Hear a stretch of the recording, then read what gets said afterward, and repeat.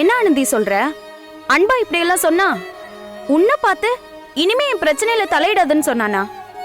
என்னால நம்பவே முடியலையேடி. என்னாலையும் நம்ப முடியலக்கா. அன்பு எப்பவும் அவரை பிடிக்காதவங்க கிட்ட கூட மனசு நோகுற மாதிரி ஒரு வார்த்தை கூட பேச மாட்டாரு.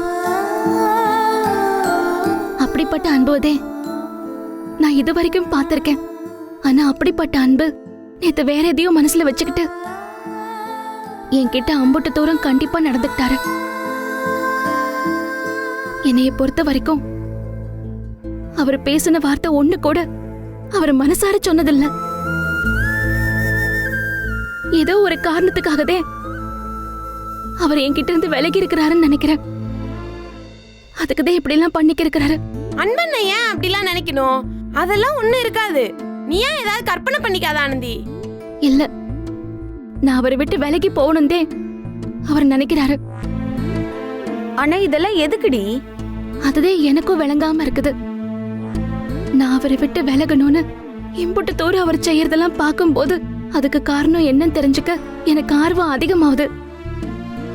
அன்பு வேலை விட்டு போனதுக்கு அவன் சொன்ன காரணம் எதுவுமே எனக்கு உண்மையா இருக்கும்னு தோணலடி. அவர் வேலையை விட்டு போகும்போது அவர் சொன்னது அத்தனையும் பொய்ன்னு எனக்கு அன்னைக்கே நல்லா தெரியும்க்கா.